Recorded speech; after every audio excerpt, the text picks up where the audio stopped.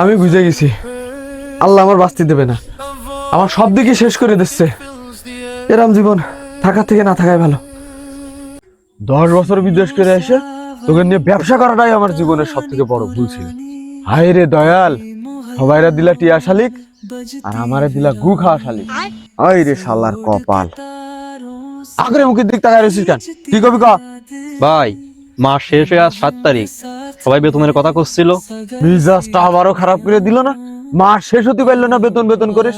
চল, পুরো সারাদিন কয়াটি চুল ফেলিস, তাই আজকে দেখবো।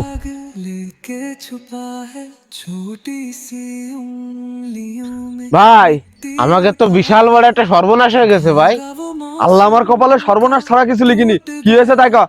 ভেড়ির পানিতে খুব গ্যাস হয়ে গেছে, যে অবস্থা দেখতেছি কালকে পর্যন্ত মনে হচ্ছে মাছ একটাও টেকবেন না, সব মরে চুয়া হয়ে যাবেন।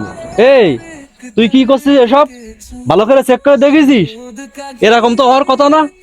এইভাবে বাচ্চা থেকে মরে যাওয়াই ভালো। আল্লাহ শুধু বারবার আমারই দেখে। এই গ্যাসে মাছগুলো মরার আগে পানিতে বিষ দিয়ে মাছ সব মেরে ফেল। ব্যবসা আমি আর করবো না।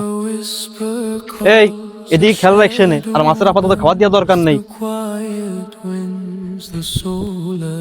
ও ভাই, ভাই, কালকে ঝড়ে সব কলা গাছ আর পেঁপে গাছ ভাঙে চুরমার হয়ে গেছে।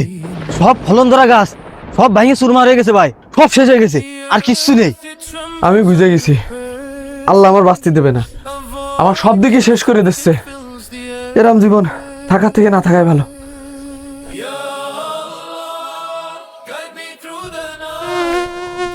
আল্লাহ সব সৃষ্টির পিছনে নাকি কোনো না কোনো কারণ আছে। এই বিরক্তিকর মশা সৃষ্টির পিছনে কি কারণ আছে? কারণ আছে ভাই, বহুত কারণ আছে। কি কারণ? আপনি কি জানেন মশাও আপনার গেরের মাছের খাদ্য? হ্যাঁ, আমি লাখ লাখ টাকার মাছের খাবার কিনি, আর ওই মশা নাকি আমার মাছের খাদ্য। মশা সৃষ্টির আর একটা কারণ, অহংকারী মানুষ যতই অহংকার করুক, একটা ছোট মশা যে তার অস্বস্তির কারণ, এটাই মশা সৃষ্টির অন্যতম একটা কারণ। আর মশা সৃষ্টির সব থেকে বড় কারণ লাখ লাখ মানুষের কর্মসংস্থান।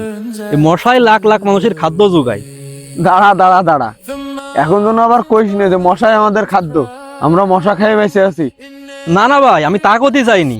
এই মশা সৃষ্টি করিল বলে আজ গোলপ ফ্যাক্টরি, মশারি ফ্যাক্টরি, যেখানে লাখ লাখ মানুষ কাজ করে তাদের সংসার চালাচ্ছে। এই যেমন আপনার এই ঘেরে আমরা 7-8 জন কাজ করি, আর আপনি বলছেন আল্লাহ সৃষ্টির পিছনে কোনো কারণ নেই। আপনার এই ব্যবসার ভরাডুবির কারণ কি জানেন?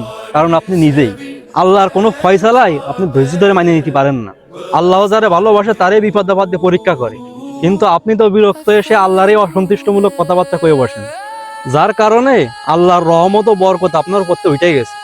মনে রাখবেন, আল্লাহর কোনো সৃষ্টি বা কোনো উদ্দেশ্য কোনো কারণ ছাড়া হয় না, হতে পারে না, হতে পারে না, হতে পারেই না। তাই আমাদের উপরে যতই বিপদ আপদ আসুক, আলহামদুলিল্লাহ বলে হাসি মুখে মানিয়ে নিতে হবে, কারণ আল্লাহ সবসময় আমাদের জন্য ভালো কিছু ভেবে রেখেছে। তিনি উত্তম পরিকল্পনাকারী। জীবনে কতই না শিক্ষার অভাব, আমারই কর্মচারী আজ আমাকেই কত মূল্যবান শিক্ষা দিয়ে গেল। আল্লাহ, তোমার দিয়া ধৈর্যের পরীক্ষায় আমি বারে বার ফেল করেছি, তুমি আমাকে মাফ করে দিও।